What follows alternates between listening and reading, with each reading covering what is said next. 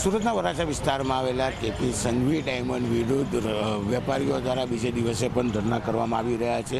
પહેલે દિવસે વાત કરવામાં આવે તો વરાછાના ધારાસભ્ય કુમાર કાનાણી અને કાંતિ બોલર સમર્થનમાં આવ્યા હતા. ત્યારે આજે ગુજરાત સરકારના પૂર્વ મંત્રી અને કતારગામના ધારાસભ્ય વિનુ મોરડિયા પહોંચ્યા છે ધરણાના સ્થળ પર અને વેપારીઓ સાથે ધરણા કરી રહ્યા છે. આપણે સીધા એમની સાથે વાત કરીશું શું કહેવું છે, કારણ કે જે પ્રકારે વિનુભાઈ પહોંચ્યા છે ત્યારે સીધા આપણે એમની સાથે વાત કરીશું.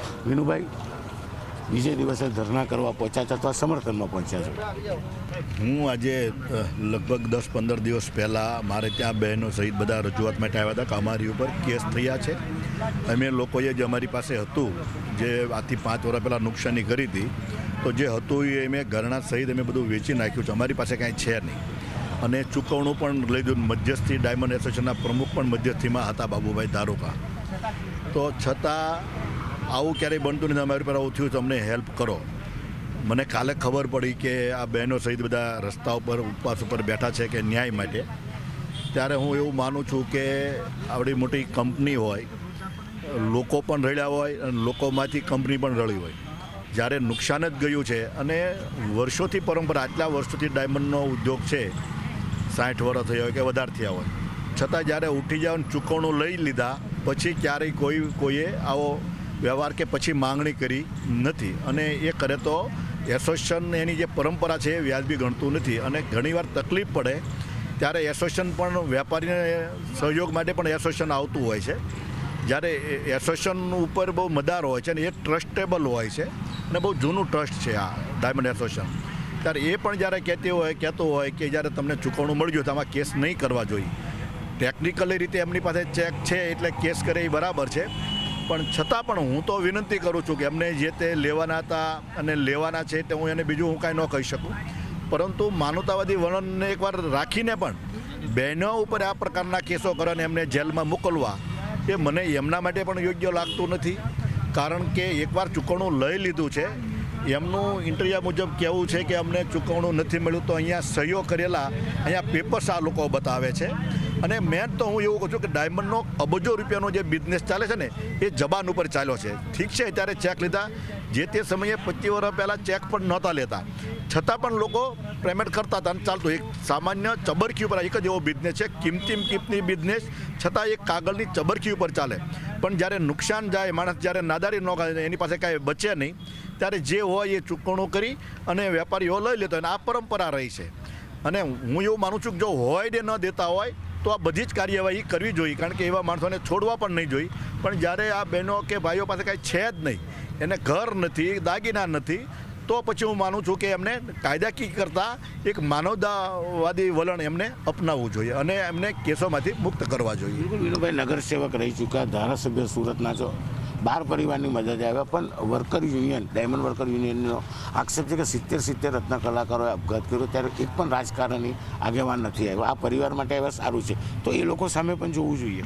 એમના માટે પણ જોયું છે, એમના માટે પણ મેં મુખ્યમંત્રીને લેટર લખ્યો. એ સરકારી કામ હતું, આ વ્યક્તિગત વેપારીઓનું છે, ઇન્ટરનલ છે, એની સમાધાન માટેની છે. રત્ન કલાકારો માટે છે, એના માટે મને પ્રોવિડન્ટ ફંડમાં એને માફી મળે એ માટે પણ મેં લેટર લખ્યો છે. અને જરૂરી હોય ત્યારે મેં ચર્ચાઓ પણ કરી છે. એ શક્ય છે કે રોડ ઉપર ન આવ્યું, અમે રોડ ઉપર ન બેઠા હોય. બાકી જ્યાં રત્ન કલાકારોને જે પ્રકારની જરૂર પડી છે, અને હું તો એવું માનું છું કે જેને રોજીરોટી જોતી છે એને પણ અમે અપાવાલ છીએ.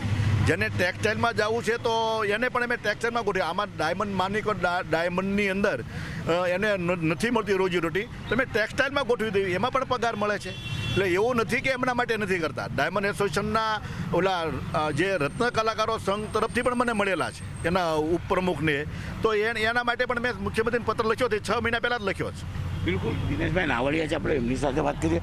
દિનેશભાઈ, આજે ચૂકવણું થયું તે ટાઈમે તમે ડાયમંડ એસોસિએશનના પ્રમુખ હતા, તો ખરેખર આ ચૂકવણું થયું, કારણ કે માલિક દ્વારા તો એમ કહેવામાં આવે છે કે કોઈ પણ સમાધાન અથવા કોઈ પણ 1 રૂપિયો પણ ચૂકવાયો નથી.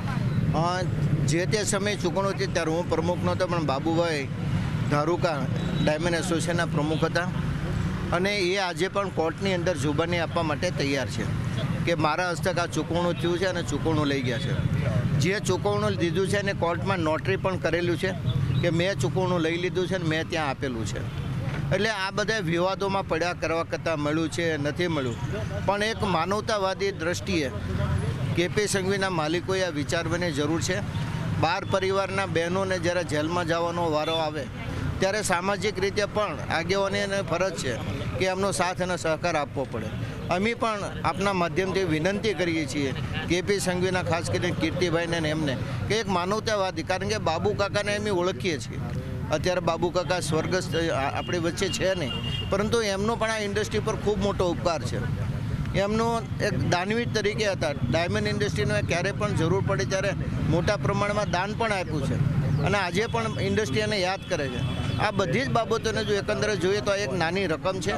અમે એવું નથી કહેતા કોઈની પાસે છે ને તમે માગોમાં, તમે તમારી રીતે સર્વે કરાવો, જેની પાસે હોય લઈ લો, પણ જે પરિવાર પાસે 12 પરિવાર પાસે કાંઈ છે જ નહીં, આવા લોકોને કોર્ટની અંદર જે કાંઈ કેસો કર્યા છે એ પરત ખેંચી એના જે ત્રાસ અત્યારે માનસિક રીતે ત્રાસ વેઠી રહ્યા છે એમાંથી મુક્તિ અપાવો.